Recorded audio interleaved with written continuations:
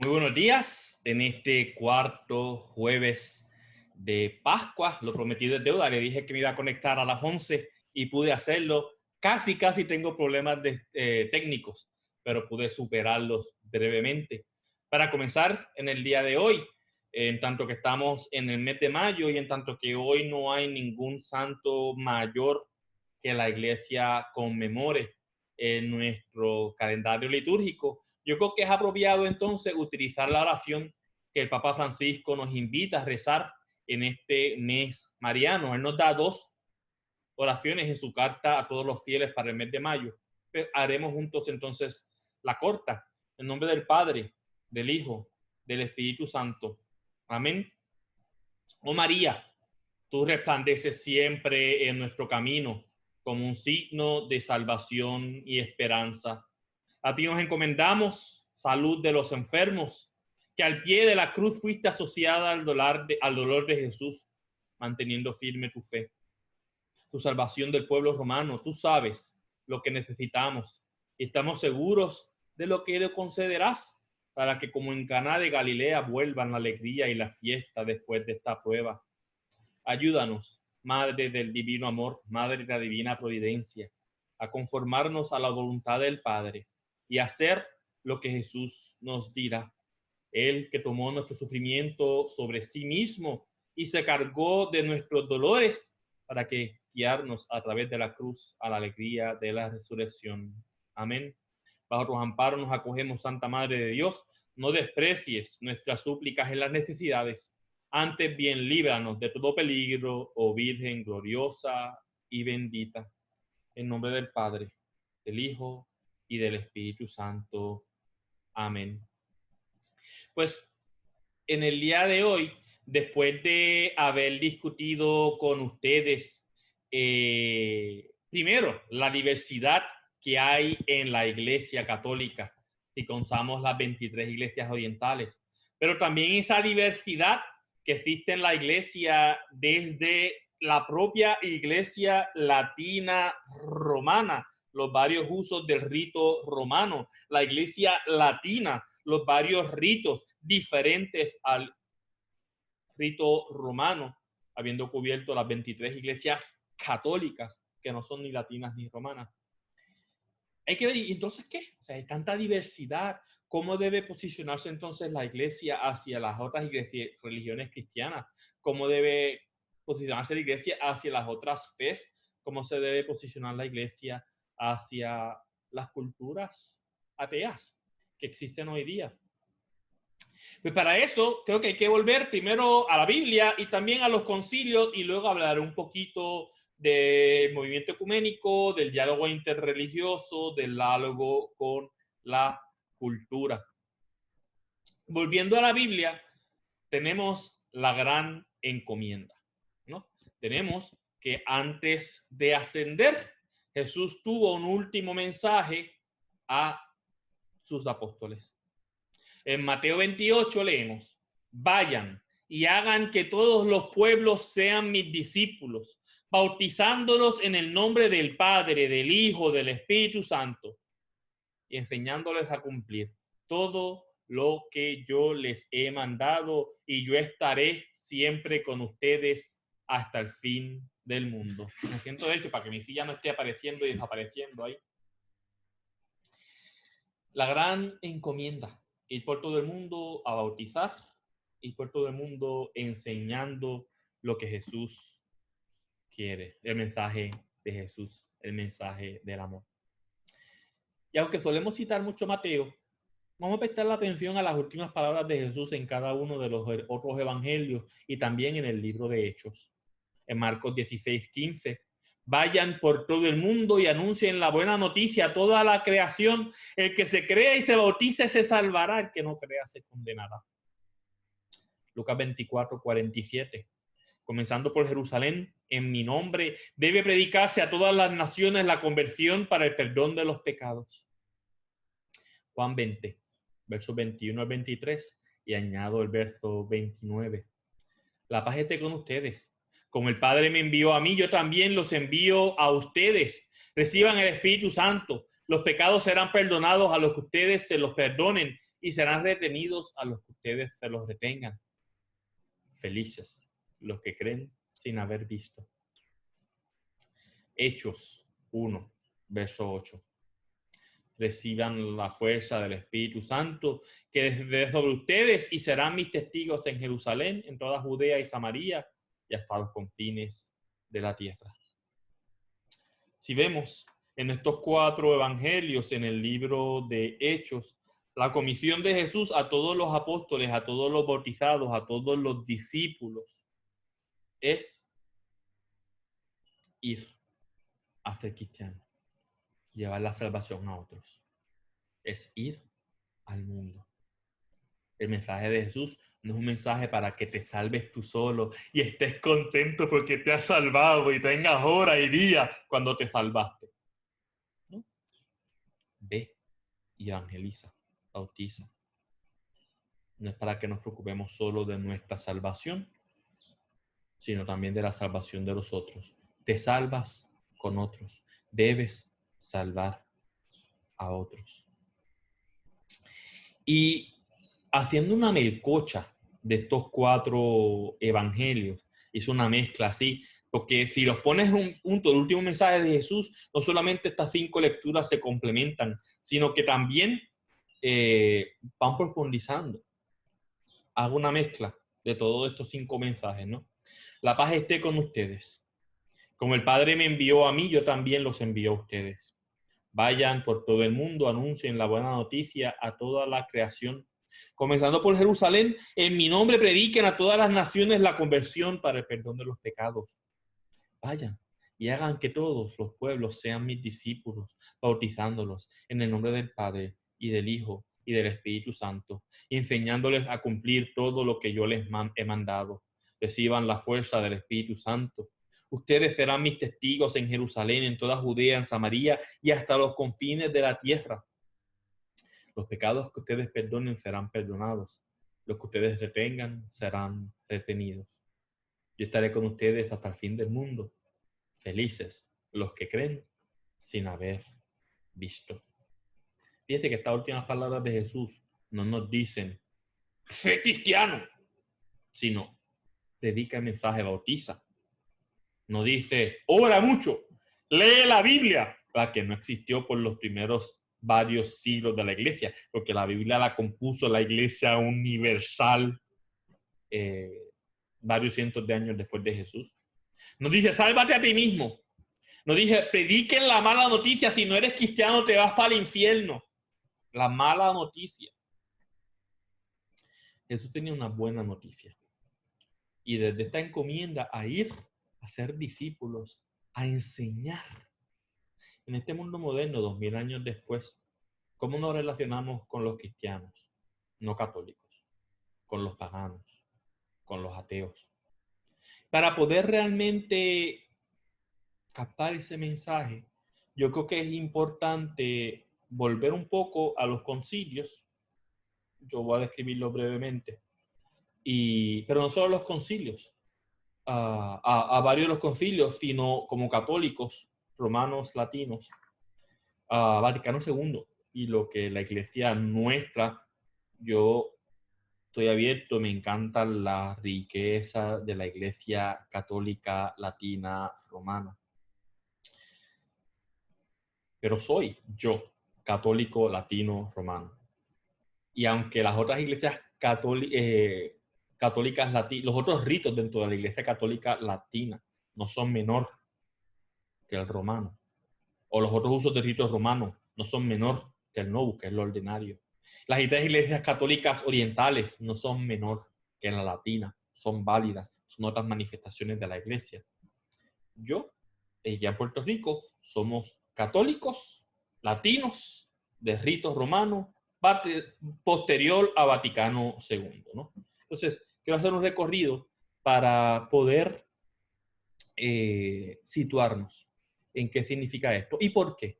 Porque aunque yo he hablado de la diversidad que hay en la iglesia, no podemos negar que detrás de toda la diversidad somos uno, ¿no? En la Biblia encontramos una llamada de Dios a todos los cristianos, pero a toda la humanidad. Dios que desea conducir a la humanidad a la salvación y a la unidad en Cristo por el Espíritu Santo, tratando de ser fiel a esas dos invitaciones bíblicas. No, primero, la carta de Juan, que nosotros llenos de esperanza, queremos llevar a fruición ese deseo de Jesús, que en Juan nos dice que todos sean uno como el Padre y yo somos uno. Pero también esa invitación que nos hace Pablo, hay un solo cuerpo y un solo espíritu. Sí, para lo que es la iglesia. ¿Qué pasa con los que no son parte de la iglesia? ¿Qué vamos a hacer con ellos? ¿Cómo debemos situarnos ante ellos, no? Hay que decir, la iglesia católica, en sus varias manifestaciones, las 23 orientales, los varios ritos no romanos y los varios usos de ritos romanos, la iglesia católica, nosotros como católicos latinos romanos, creemos que la plenitud de la verdad revelada de los sacramentos del ministerio que Cristo dio para la construcción de su iglesia, para el cumplimiento de su misión, se hallan en la comunión católica de la iglesia. En unión con el obispo de Roma, compartiendo la única fe en Cristo a través de los sacramentos, con el liderazgo apostólico en comunión con Roma. La Iglesia Católica, en el lenguaje de Vaticano II, la Iglesia cristiana, la Iglesia de Dios, subsiste en la Iglesia Católica. Es decir, que los otros cristianos nos dan parte de la Iglesia, que sí, pero la plenitud de la verdad revelada, junto con los sacramentos y el ministerio apostólico que Cristo dio para la construcción de su Iglesia, para el cumplimiento de la misión, se halla en la Iglesia Católica. Eso es nuestra fe. El segundo fue al punto, y quizás esto no sea un lenguaje políticamente correcto, donde el término iglesia hace referencia a lo que ya yo he estado excomuniendo cuando hablaba de la historia de la iglesia oriental, ¿no? Iglesias son las iglesias caldeas que se separaron en Éfeso, que conservan la única fe, los sacramentos y el liderazgo apostólico. Iglesias son las 6 iglesias apostólicas por el cisma de Calcedonia, que conservan la única fe, los sacramentos y el liderazgo apostólico. Iglesias son las 16 iglesias ortodoxas, cuyo cisma comenzó en el 1054, que conservan la única fe, los sacramentos y el liderazgo apostólico. Y entonces la Vaticano II dice, el resto de las iglesias cristianas, de los grupos cristianos, les llama comunión eclesial, comunidad eclesial, porque falta estos 3 aspectos de la iglesia. Bueno, eso quizás no es un lenguaje políticamente correcto, pero es simplemente tratando de expresar, sí, quizás todos somos cristianos, todos creemos en Cristo, pero es que no es lo mismo, no es lo mismo. No es que tengas que ser católico, latino, de ritos romanos, de usos de Vaticano II para salvarte. Somos cristianos, somos parte de la iglesia de Dios, pero no es lo mismo, no da igual. La diversidad que la iglesia tiene y que es buena, no pasa por separarnos de esa triada. Una fe en Cristo, vivida en una adoración los sacramentos, la Eucaristía y un liderazgo apostólico. La diversidad no puede salir de esos 3.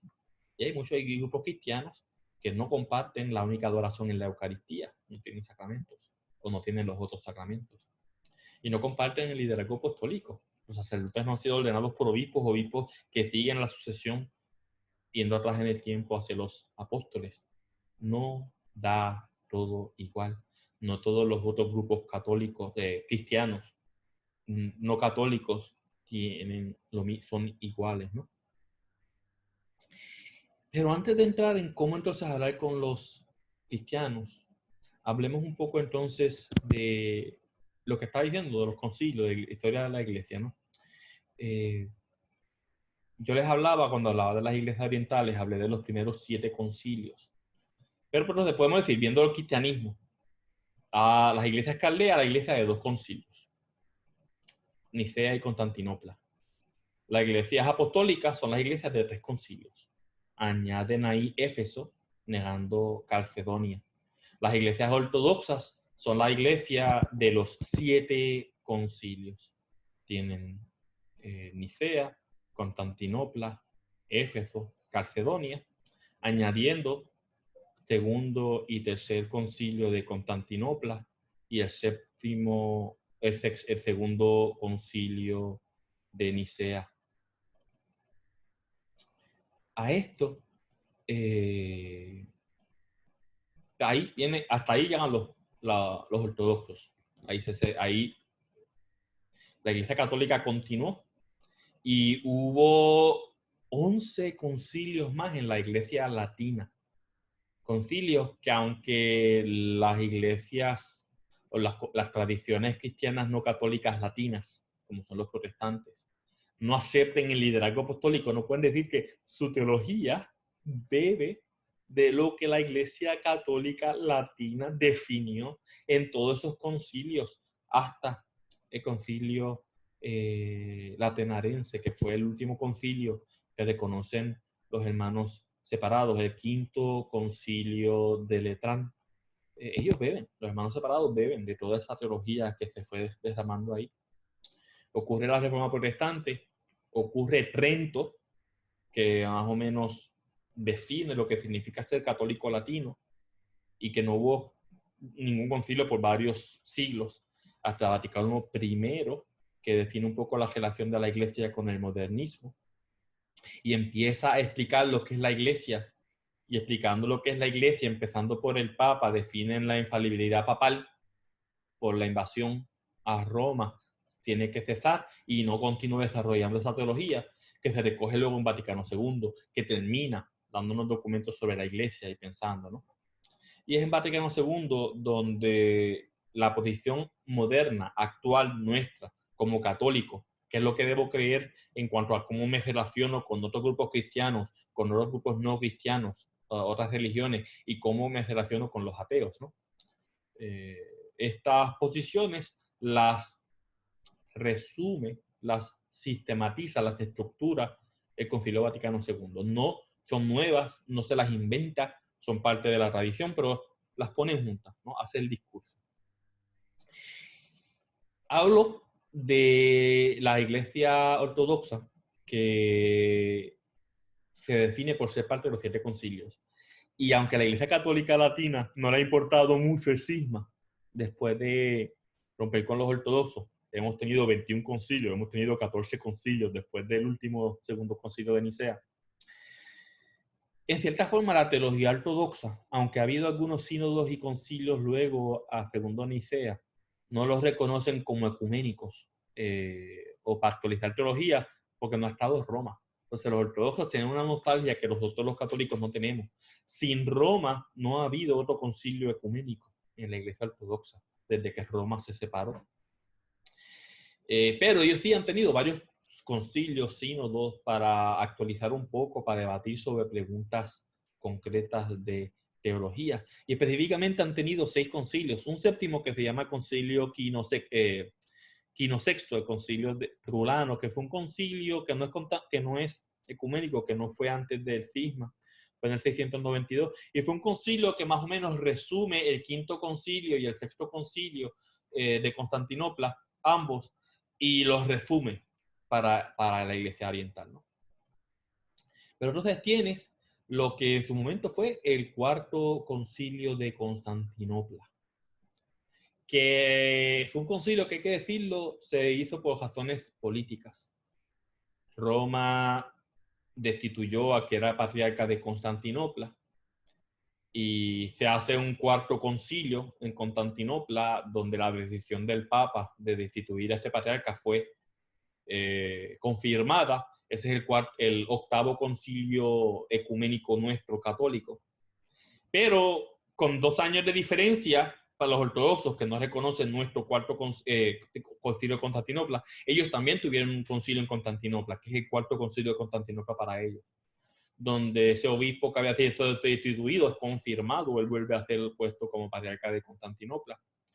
Y que por esa división la iglesia de Bulgaria, que existía en el momento, cuando ve estos 2 concilios, una iglesia que no era ni griega ni era latina, decide quedarse en comunión con los griegos, no tanto con los latinos, pero fue un concilio muy político.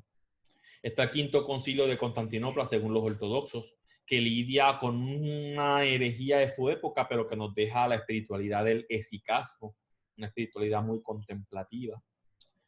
Está en lo que ellos llaman el sínodo de Yazi, que ocurre en 1642, cuando el protestantismo empieza a entrar en la iglesia ortodoxa. Las ideas protestantes empiezan a contaminar el mundo ortodoxo. Primero hay un sínodo en Yazi, donde contrario a las ideas protestantes, donde hay división, donde la división es buena porque somos pecadores, el sínodo de Yazi confirma la unidad ortodoxa contra la división protestante. Pero luego tienen un concilio en 1672 en Jerusalén, donde se afirma la Iglesia Ortodoxa contra los católicos, confirmando que el filioque, que el Espíritu Santo no viene del Hijo, viene solo del Padre.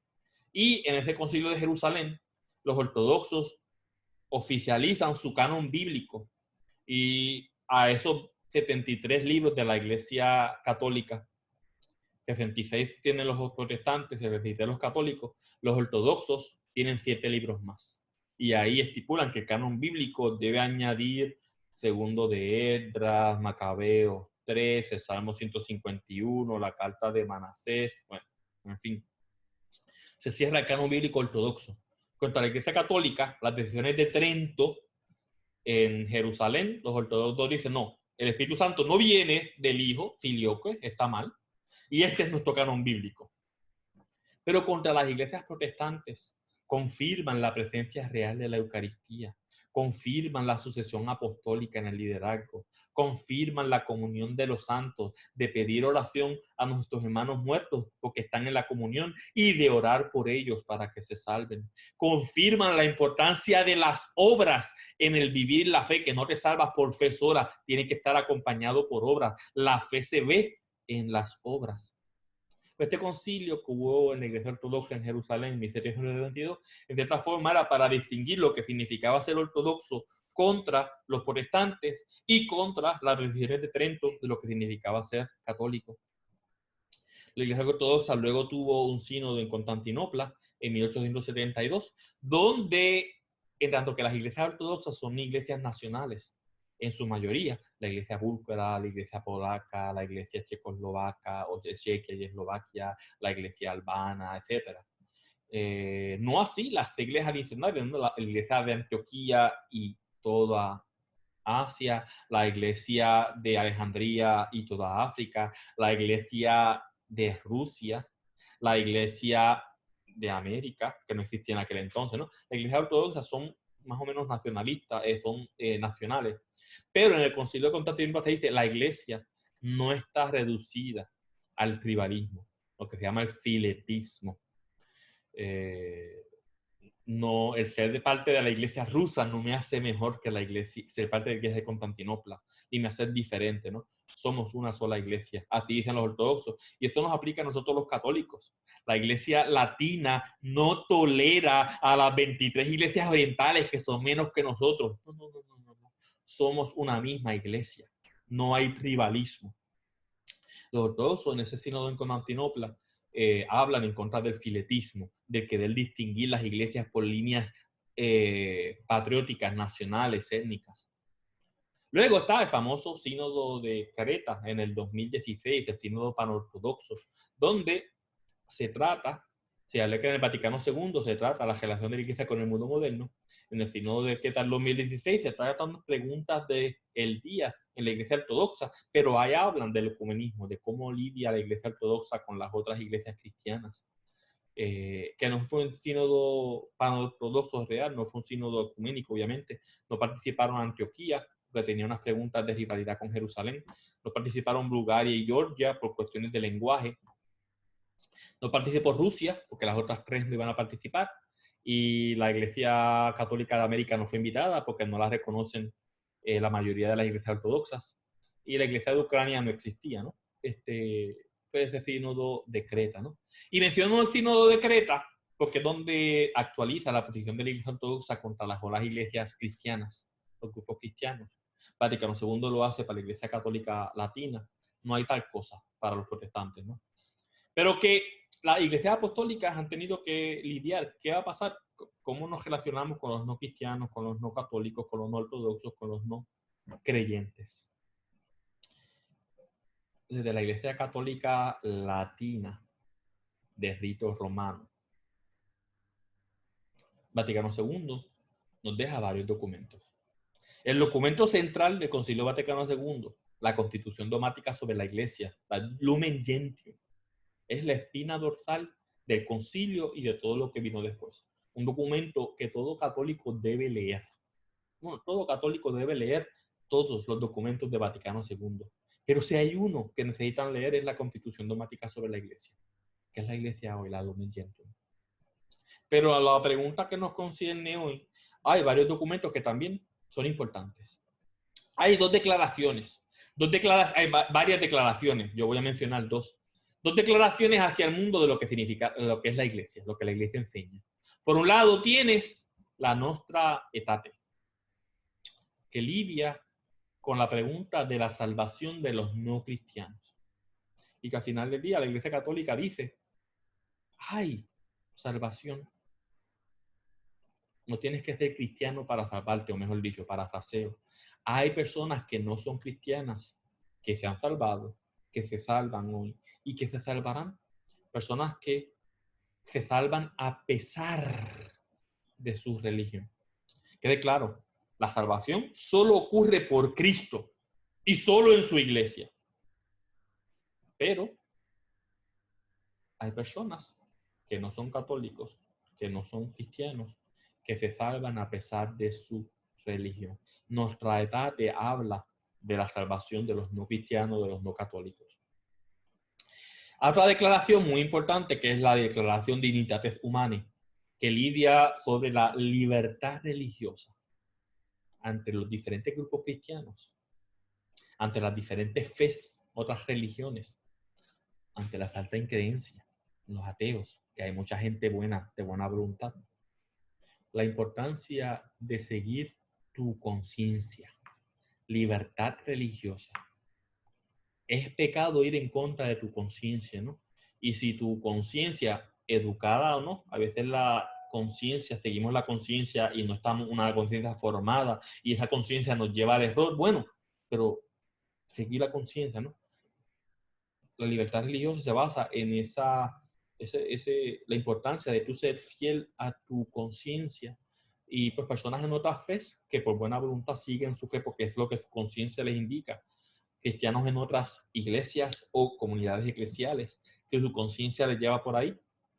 Está bien, siempre recordando que la conciencia puede llevarte por lugares incorrectos.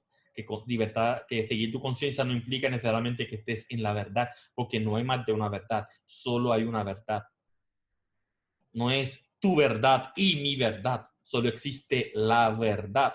Y seguir tu conciencia puede llevarte por áreas que te alejan de la verdad. Sin embargo, la importancia de la libertad religiosa es, mira, tú sigues tu conciencia. Y a veces esa conciencia, por las razones que sea, te mantienen en otros grupos, en otras religiones, o te puede mantener en otros grupos cristianos, ¿no? Dignitatis Humanae. Pero hay tres decretos que son importantes que también ven el Vaticano II, que tienen que ver también con Dignitatis Humanae. La unidad de redintegratio, que tiene que ver con el ecumenismo. Cómo se posiciona la iglesia con el resto de las iglesias cristianas. Tienes aquí el documento de Orientalium Ecclesiarum, que tiene que ver con las iglesias católicas orientales, ¿no?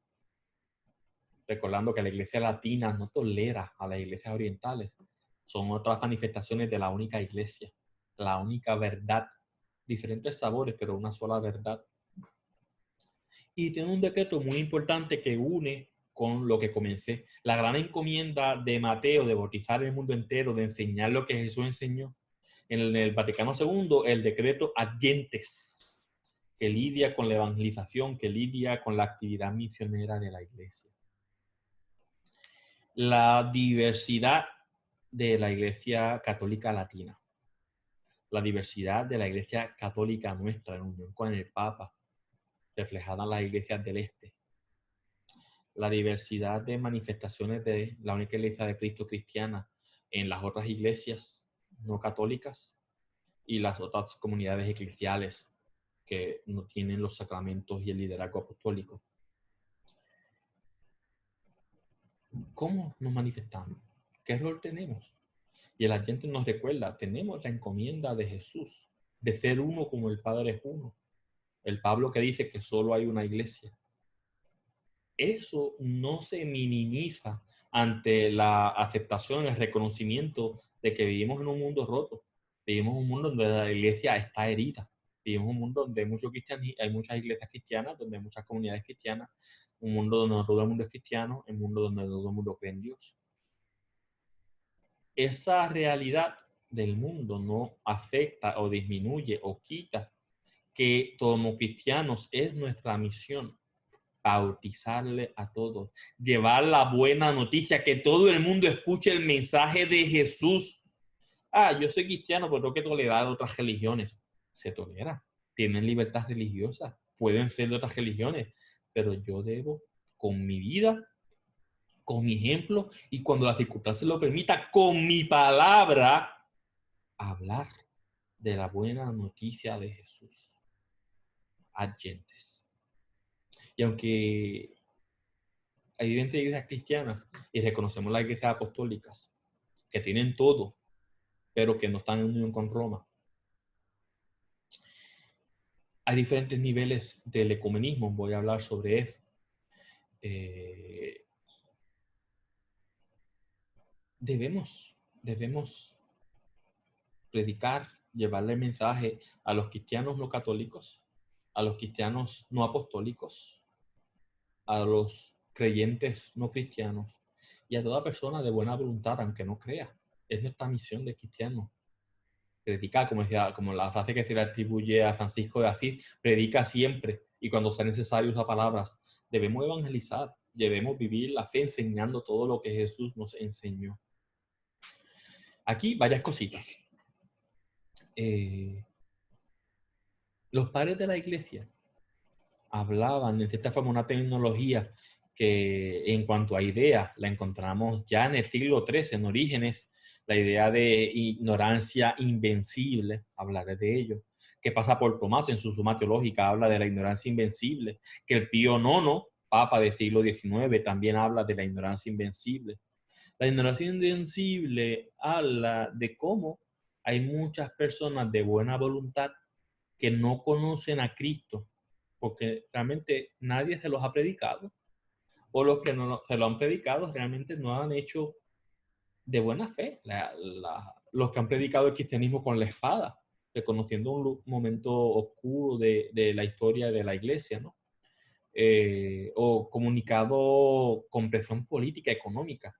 Cuando ocurrió el gran terremoto en Indonesia hace unos años, cristianos que fueron a Asia y decían, mira, tengo aquí comida y tú tienes hambre. Para darte la comida tienes que hacerte cristiano. Acepta a Cristo en tu corazón porque yo quiero darte esta comida, pero no te la puedo dar si no eres cristiano. Contrario a todo eso, que no debe ser. Hay personas que no son cristianos porque no han escuchado el mensaje o no ha sido el mensaje predicado bien. Ellos se salvan o es posible, no es que es definitivo o es seguro. Es posible que una persona no católica, no cristiana, inclusive no creyente, se salve gracias a la ignorancia invencible. No es culpa de ellos el que ellos no hayan escuchado el mensaje de Jesús.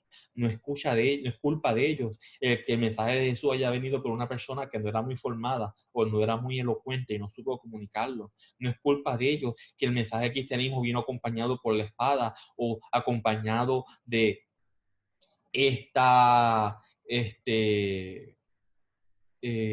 amenaza. Solamente te dé la comida si eres cristiano, ¿no?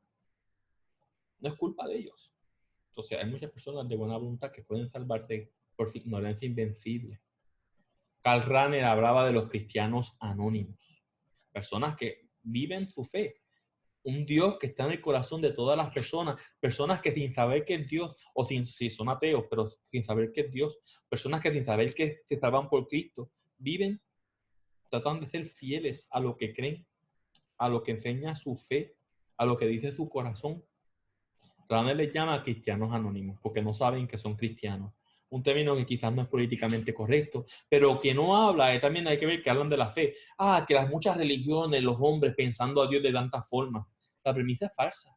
La realidad es que existen muchas religiones, no porque cada comunidad ha pensado a Dios, sino porque el único Dios ha llamado a toda la humanidad. Cada persona lo ha escuchado diferente, limitado por su contexto, por su historia. Pero la iniciativa está en Dios, el Dios que quiere que todos les conozcamos. El Dios que está en el corazón de toda la humanidad. Ese Dios que está en los corazones aún de los que no conocen a Cristo o no conocen que Dios existe. Dios está ahí. Y si son personas de buena voluntad, se actúan en la justicia. Se salvan por su ignorancia invencible. Se salvan porque, como decía Ranner, son cristianos anónimos. Esto hay que distinguirlo de dos cosas. Hay una frase que encontramos en Orígenes y que luego se conservó en la tradición de la iglesia, que decía extra ecclesia nulla salus. No hay salvación fuera de la iglesia. Y esta frase se corrompió el significado. Esta frase no hablaba de que tenías que ser cristiano para salvarte, que tenías que ser católico para salvarte, que también. Esta frase aplicaba a los cismas y a los herejes. Si tú eres parte de la Iglesia Universal y te separas en un cisma, fuera de la única iglesia no hay salvación. Tú has optado por darle la espalda a la iglesia. Extra ecclesia nulla salus. O si en tu parte de la iglesia rechazas la verdad revelada y caes en herejía, los arianos, nestorianos, el monofisismo, etc. Muchas cosas protestantes. Si le das conociendo la verdad de la iglesia, le das la espalda, rechazas la verdad revelada y caes en herejía, extra ecclesia nulla salus. Esta frase que dice Orígenes por primera vez, al principio en los padres de la iglesia, no aplicaba a los no católicos, no cristianos desde su ignorancia invencible.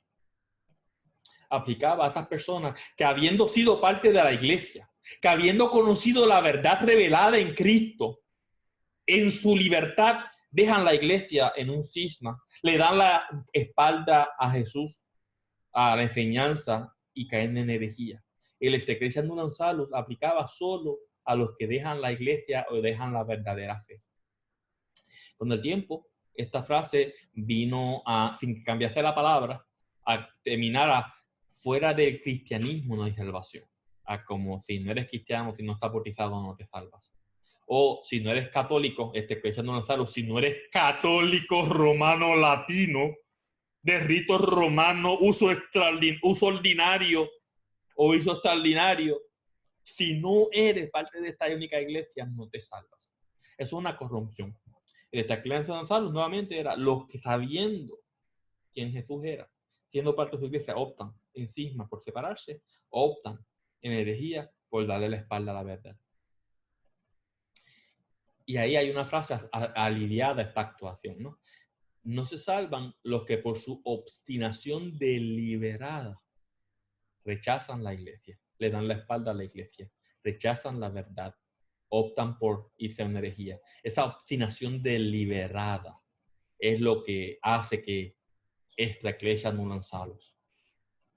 Porque no estás en la iglesia, porque no estás en la fe, por tu obstinación deliberada, ¿no? A eso le aplica la frase extra ecclesia nulla salus. No es que tienes que ser necesariamente cristiano o te tienes que ser necesariamente católico, que sí, es lo que creemos, pero nuevamente los padres de la iglesia hablan de la salvación para los cristianos. Y voy a hablar de varios de estos padres de la iglesia. Tienes, por ejemplo, un Justino mártir que, habiendo muerto él a mediados, principios del siglo II, en su apología, primera apología en el año 151, nos dice, creemos que Cristo es la palabra, es el logos. Así, no hay nadie que haya vivido su vida desde el logos, desde la razón, como hicieron los griegos, que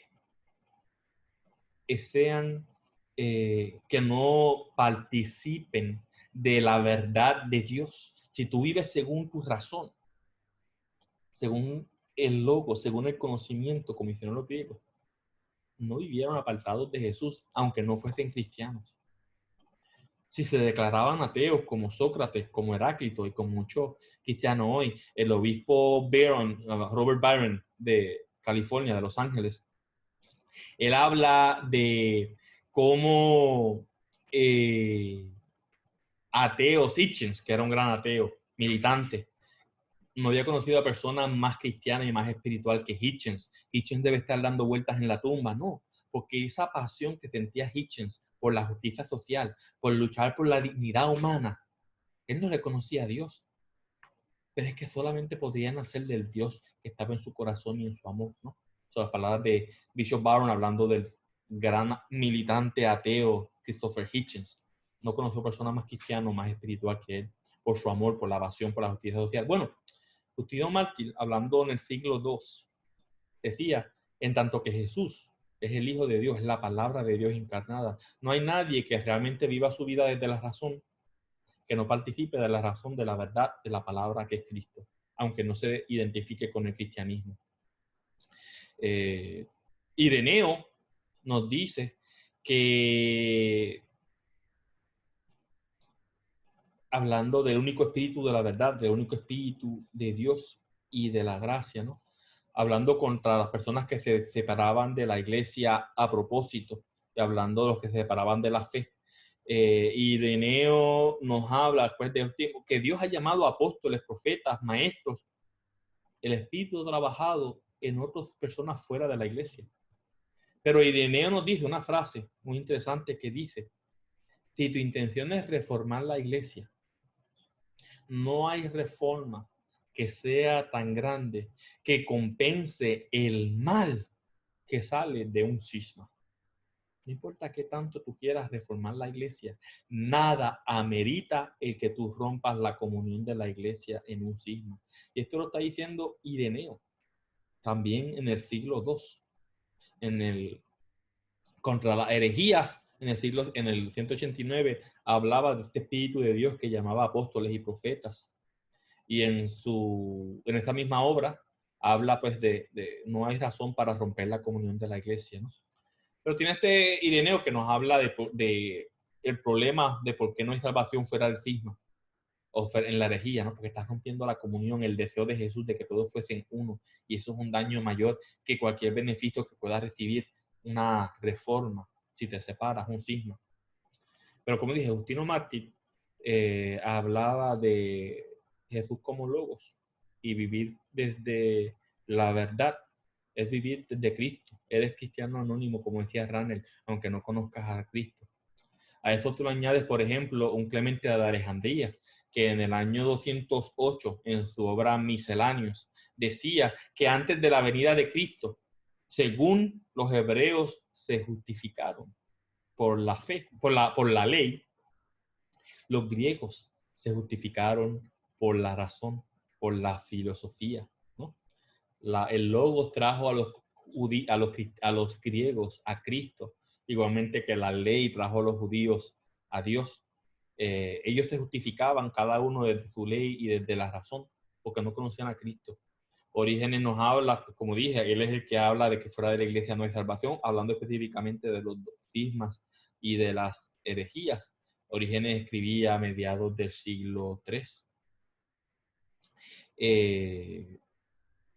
Menciono esto, como dije, porque en los padres de la iglesia, yendo hacia atrás, y como dije, el más antiguo que cito es Justino Mártir, escribiendo a principios del siglo II, había salvación fuera del cristianismo. Las personas que seguían por buena voluntad su razón o su corazón podrían salvarse. Ahora, que quede claro, solo existe la salvación por Cristo. Nos salvamos solo porque Cristo murió en la cruz. Pero la salvación en Cristo puede participar los que no conocen a Cristo, si siguen su conciencia y si son fieles a lo que la razón les dicta. Entonces, quería mencionar sus padres de la iglesia porque creo importante hacer esa distinción, que no es algo nuevo de Vaticano II, que ya en el siglo II grandes padres de la iglesia estaban hablando. de la salvación de los no cristianos, ¿no? Con eso dicho, pues, otra cosa, ¿no? En la Lumen Gentium que mencioné de Vaticano II, nos habla de que sí es normativo, necesario ser católico para salvarse. Bueno, sí, pero es posible en circunstancias especiales salvarse para las personas que no han sido iniciadas totalmente en la Iglesia Católica. Lumen Gentium repite lo que ya Ireneo, lo que ya Justino Mártir le habían dicho en el siglo II. Tienes que ser cristiano para salvarte. No puedes separarte en cisma, no puedes separarte en herejía. Pero es posible, circunstancias especiales, la ignorancia invencible, salvarte. Te salvas por Cristo y te salvas por lo que la iglesia hoy está haciendo y reflejando en el mundo. Aunque no seas parte de la iglesia y aunque no creas en Cristo. Y ahí pues distinguir, hablan de varias cosas, ¿no? Por un lado está lo que se llamaba el bautismo por sangre. Hay personas que antes de bautizarse no llegaron ahí, eran catecúmenos o creían lo que la iglesia enseña. Querían ser católicos, querían ser cristianos y dieron su vida por la fe sin nunca haberse bautizado, ¿no? Ellos son católicos cristianos, el bautismo de sangre, dieron su vida por la fe. Están las personas que eran catecúmenos, que no necesariamente murieron mártires, pero que tenían el deseo en su corazón de ser cristianos, de seguir a Cristo, pero no tuvieron la oportunidad de bautizarse. Mira, ellos recibieron el bautismo del deseo. No se bautizaron por el hecho de que no llegaron a tener el rito. Pero están salvos, fueron parte de la iglesia en su deseo, ¿no? Pero no minimiza que sea necesario el bautismo para ser cristiano, para salvarnos, ¿no?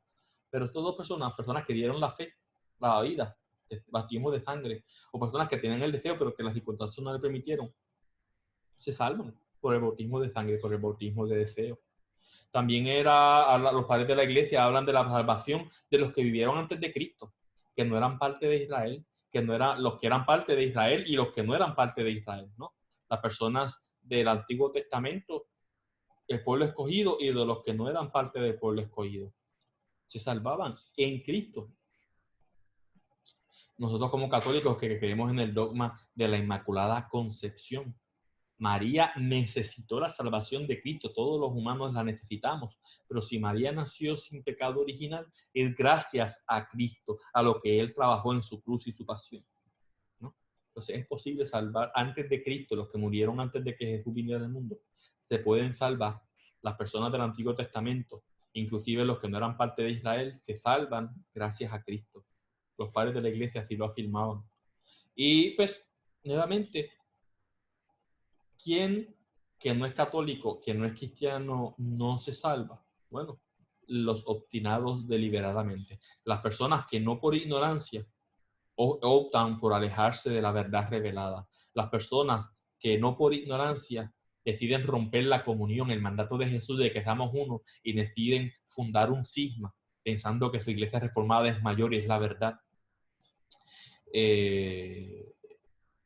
Las personas que se separan de la iglesia o de la verdad y que no se convierten, no se arrepienten, no quieren vivir en la iglesia, no quieren vivir con Dios, rechazan el amor de Dios. Eso es lo que encontramos en los padres de la iglesia, ¿no? Al leer los documentos nuestros de la iglesia católica, entonces, ¿qué? Pues tenemos como cristianos que no universalizar, no condenar, no ser tan rápidos a condenar, recordando que nuestra iglesia es muy diversa. Pero a la misma vez no podemos, cuando yo hablo de libertades religiosas, de que sí, que hay otros que pueden ser cristianos, la iglesia de Cristo no se reduce. Subsiste la iglesia católica, pero no se reduce a la iglesia católica, está en la iglesia apostólica.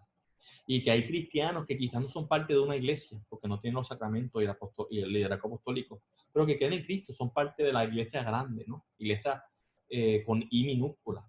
Son comunidades, comuniones eclesiales. A ellos nos toca creer y hablarles de la verdad revelada en la iglesia católica. Y a los no creyentes, los miembros de otras religiones, a los no creyentes que no creen en Dios. Nos toca predicarles la fe con nuestra vida y cuando tengamos momentos y oportunidades concretas también de palabras, hablarles de lo que es Dios, de lo que es la iglesia, de lo que es Jesús. El agentes de Vaticano II es importante y no podemos ignorarlo. No es todo vale. No, la verdad no es relativa, hay una verdad. Y lo hacemos por amor. Lo hacemos porque creemos en lo que tenemos y queremos que todo el mundo sea parte de. No es la mala noticia. Si no eres católico, si no eres cristiano, te vas para el infierno. La buena noticia de Jesús es que Él vino para salvarnos y murió para salvar nuestros pecados y murió por todos, aunque no. En la comunión, en la plegaria eucarística decimos, esta sangre derramada por ustedes y por muchos.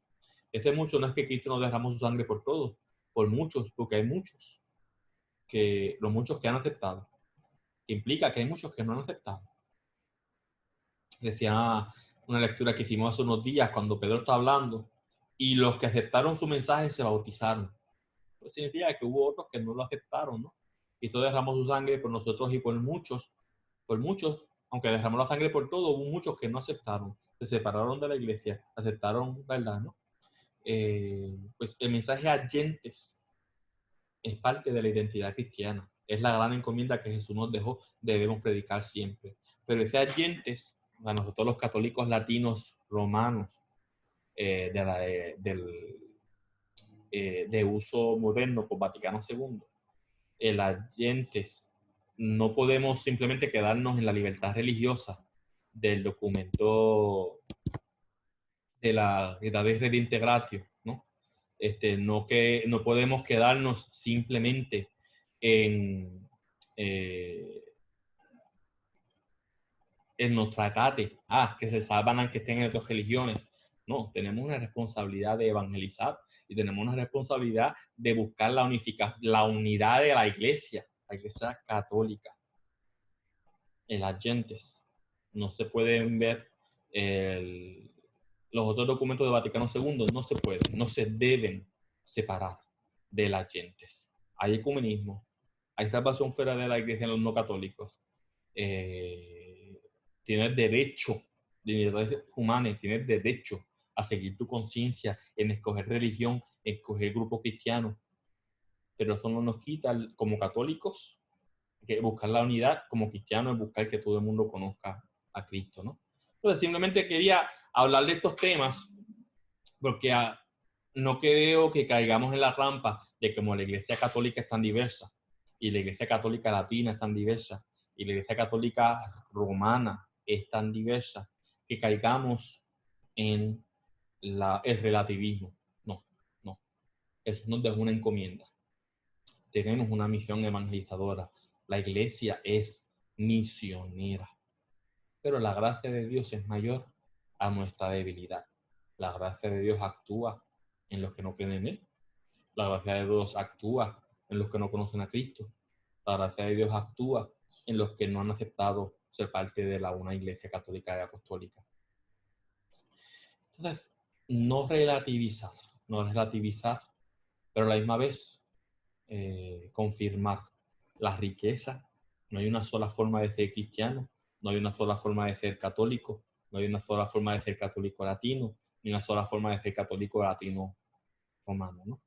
Espero que estas ideas que compartí con ustedes hoy sean bien recibidas. Espero que les ayude a entenderse mejor como parte de esta iglesia, de esta única iglesia. Y pues si quieren seguir leyendo, les invito a leer los documentos de Vaticano II. Son muy importantes, especialmente estos que yo dije para el tema que nos concierne. La Lumen Gentium, Constitución dogmática sobre la iglesia, Nostra Aetate, la salvación fuera de la iglesia, Dignitatis Humanae, libertad religiosa, Ad Gentes, evangelización, actividad misionera fuera de la iglesia, Unitatis Redintegratio, ecumenismo, Orientalium Ecclesiarum, las iglesias católicas. Leer estos documentos es muy importante, pero hay otros documentos que son muy importantes para nosotros, ¿no? Para el ecumenismo, la iglesia tiene un documento que es el Directorio para la aplicación de los principios y normas del ecumenismo, un documento que la iglesia sacó en el 93 de cómo se hace ecumenismo. Está la encíclica Ut Unum Sint, que seamos uno, de Juan Pablo II, del 95. Está la declaración Dominus Iesus, de la Congregación para la Doctrina de la Fe de la Iglesia, que fue escrita en el año 2000. Estos documentos nos dan una idea de cómo situarnos con los otros cristianos, ¿no? Y les dije que iba a hablar un poquito de el ecumenismo, las diferentes formas de hacer ecumenismo. Bueno, las diferentes formas de hacer ecumenismo, hay realmente reconocer que hay tres grupos.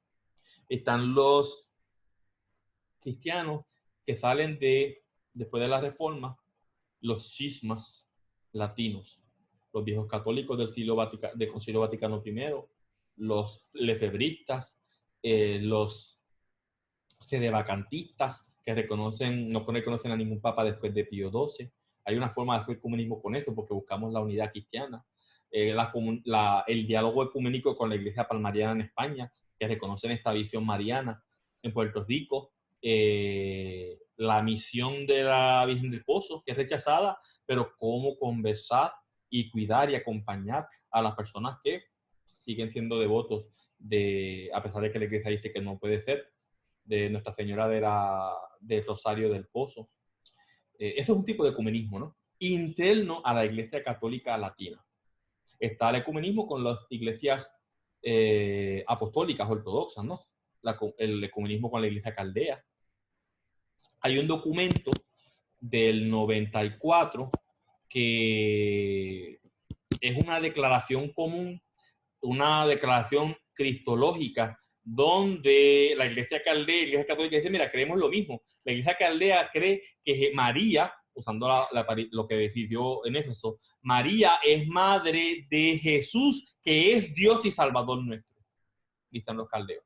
Y nosotros decimos, María es madre de Dios y es madre de Cristo, ambos de los dos, ¿no? Entonces, una declaración cristológica común a ambas iglesias en el 94, la pueden encontrar en la página de internet del Vaticano.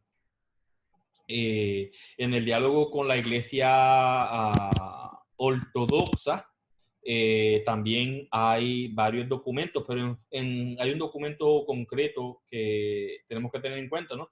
Hay un documento que se escribió en el 2016, Sinodalidad y la primacía durante el primer milenio, que habla de cómo existieron tanto lo que los ortodoxos dicen, que el Papa era primero entre iguales, cuando el Papa respetó y no se metió en las otras iglesias, porque eran diferentes, y las otras iglesias apelaron al Papa cuando habían preguntas, pero a la misma vez como interno de la Iglesia Católica Romana había divisiones, como Cartago y Aquilea a veces no seguían lo que el Papa decía, ¿no? Pues la primacía del Papa y la sinodalidad del primer milenio, hay un documento muy importante que nos habla de ese diálogo con los ortodoxos.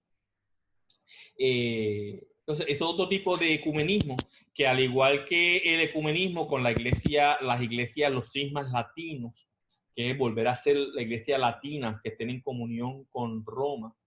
La iglesia apostólica queremos ser uno, reconocemos que el pecado ha dividido a la iglesia, pero Cristo desató el pecado y anhelamos volver a ser uno. Está el ecumenismo con las iglesias protestantes después de la Reforma. Con los anglicanos hay varios documentos, entre ellos un documento muy importante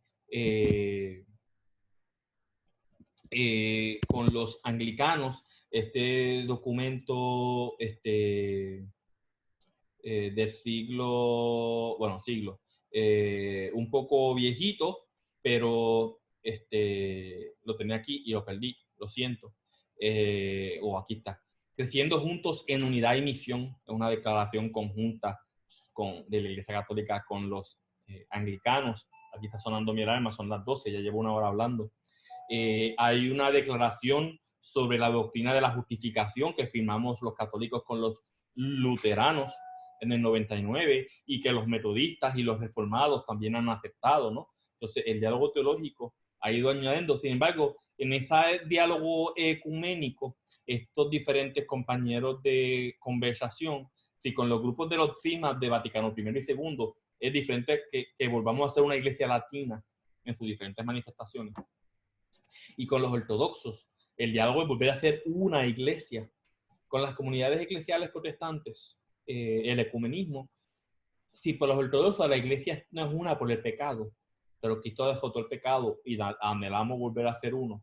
con muchos de los hermanos protestantes, de las comunidades eclesiales, los cristianos no católicos, la iglesia está rota por el pecado y no hay reparación, no hay forma de volver a ser uno. Entonces el ecumenismo se reduce a cooperar, a ir clarificando ideas doctrinales para colaborar juntos, para trabajar juntos, pero no hay un anhelo de ser uno. Entonces otro nivel de ecumenismo con las comunidades eclesiales tradicionales, lo que se llaman los 7 grandes hermanos de protestantismo, los anglicanos, los luteranos, los metodistas, los presbiterianos, los reformados, los bautistas y la